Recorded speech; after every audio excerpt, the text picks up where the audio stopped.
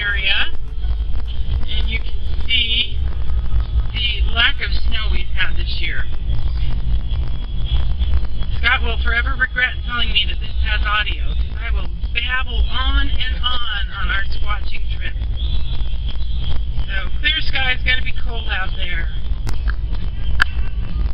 Sad cows live in Oregon when they freeze. And here we go past some Eastern Oregon farms, because just since there's a skip of snow out here does not necessarily mean, oh, there's a sad cow over there, does not necessarily mean that the work ends. And out here somewhere there's a guy on a tractor. Yep, and I would probably zoomed the wrong way, but yeah, there's a guy on his tractor out there plowing the snow, don't know why. Anyway, we're coming up into the treed country. Starting to see a few more trees, and you probably see in the background, if I zoom in really fast like that, you can see the tree-covered foothills of the Elkhorn mountain range, which is where we're headed.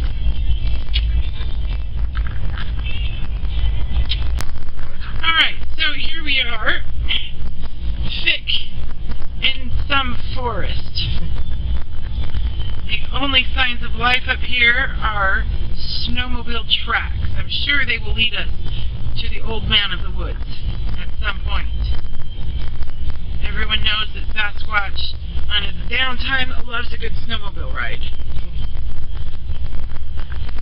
And my husband is just wondering if our brand new truck with the fancy-dancy computerized four-wheel drive is going to be able to handle this. So far, we're driving on snowmobile tracks. Yes, we are driving on snowmobile tracks. So far, the Dodge around 250 with a 5.7-liter Hemi is doing quite well. I wonder if they'll pay me for endorsing them. Here's a really kind of weird shot of straight down. Wow! If we fall off this road, we're in big trouble.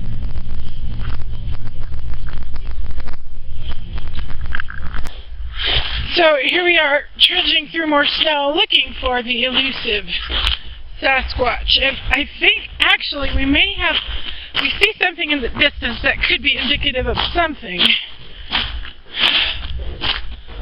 We don't quite know what it is yet, but we're getting closer. Huh! It is Sasquatch's dining room. The table's awfully low, so that means they must eat Indian style on cushions on the snow. Huh. Well, let's see. Oh, there are drawers even. Oh, nope, decorative only, so... Well, you just never know what you're going to find when you're out squatching. Might find a squatch, might find a coffee table. You just never know about these things. We're going to take it back for DNA testing, and it also, I think it would look really good in our living room. Yeah. Going up tight little switchback thingies.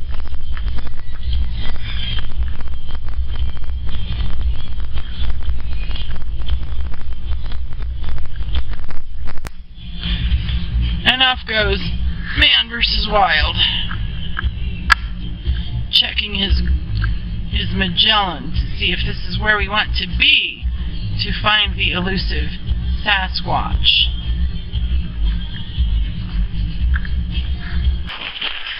And off we go into the great wild looking for Bigfoot. Anything you want to say, Mr. Man? It was a sighting here in December 2009. A couple were up here, probably snowmobiling. It's a popular spot for that. And right here in this site, they saw a Bigfoot walk right across the road. We're going to go up this road. I know it doesn't look like a road, but it's there. And see what we see. Right then, off we go.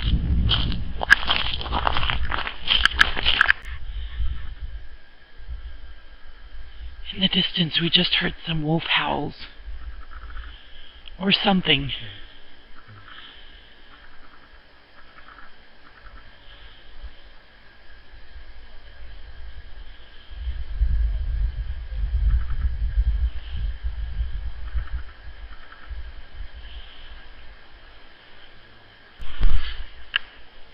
this view here, one of the many reasons why we chose to live in Eastern Oregon. Those are the Elkhorn Mountains over there. Absolutely breathtaking. See, tell me that isn't awesome.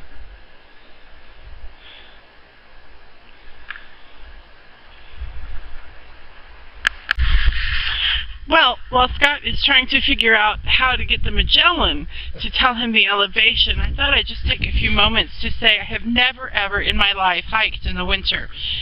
And I tell you what, I love being a little baby yogini and all the ways it helps me feel good, but so far it is doing nothing to build my cardiovascular endurance, at least for winter hiking. So, Melissa, if you have any suggestions, please, I am all ears. Namaste! So, what I'm looking at right here may very well be a Bigfoot track. As you can see, there's like a toe indentation there, and no boot treads or anything like that.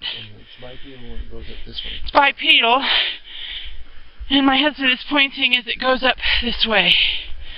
So, dare we follow the tracks? Yep. See what we find. And my husband is now stuck on the ground. Witness me helping his sorry backside up. Middle age really bites, you know. Alright, onward. And here we have deer tracks crossing what we think might be baby Sasquatch tracks. Of course, the deer never come out when we want to shoot supper, but, you know. So here we have, kind of hard to see because I did not spend a whole heck of a lot of money on this camera, but here we have the bipedal baby Bigfoot tracks coming through. Oh yeah, he wants me to show you how further down it goes, which again, hard to see. But anyway, it comes up here. And you can see where we have deer tracks crossing it. Here we have the deer track to the left and the baby Sasquatch to the right. And all of these, you know, these little things that we're thinking might be baby Sasquatch, they're pretty consistent. Again, you got the kind of looks like a toe or a foot indentation, but no boot tread or anything like that. And they're awfully small, which is why we think it might be a little junior dude or dudette. Anyway, so continuing on our mission. Yeah, they're about 6 inches long. They go off this way. So here he is, Mr. Squatch Meister himself, playing with his GPS. He always has told me that he wants to be a hermit in the mountains, but I know he could never do that because hermits in the mountains don't generally have access to Uber technology, and he can't get by a day without turning on 87 different gadgets and logging into 16 different sites. So I think he wants to be a suburban hermit that goes to the mountain on occasion. And based on his giggling, he knows I've pegged him. Okay, so now we've taken a little bit of a rest break.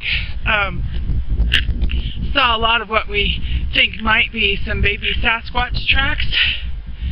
And crossed, of course, by deer and coyote and all manner of, you know, nosy people. But anyway, so we are at what Scott is marking on his GPS as his Squatch watching spot. I'm sure we'll be back up here in the future. I'm kind of kicking myself right now for not bringing the picnic, but, you know, it's waiting for us in the truck. Some lovely chicken curry salad with wraps to go around it. That should be nice to look forward to. In the meantime, I think we'll probably have to invest in some winter camping gear because now that Scott's convinced me to come up this way, I'll be wanting to come back again. So, alright, ciao guys. And we did hear something faintly in the distance, of course.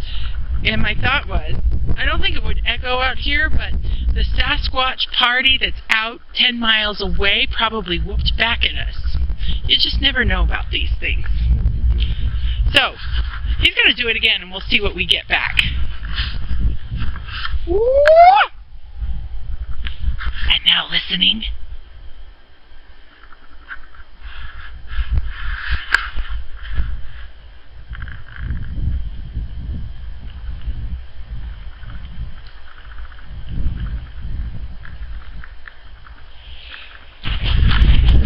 on our way back down the hill. Guess we had enough of the peaceful serenity of the Squatch watching spot. And the chicken curry wraps are kind of calling their name. Or calling my name. They're calling my name. My gal is always continuing going up. Fortunately, my yoga practice fully supports the cardiovascular fitness required to go down. Anyway, I'll see you at lunch. And in the near distance, we see our beautiful 2013 Dodge Ram 2500 5.7 liter Hemi, which contains our picnic. So, we are almost there. And so we did make it back to the truck, and I've got our lovely little lunch all set out here. Because I don't go anywhere without a picnic. Alright, so a little bright out there, but even on the drive home, we can't ever give up our search for Bigfoot. He might be hiding in plain sight, scouring out his next meal of prime rib and hamburger. Never know.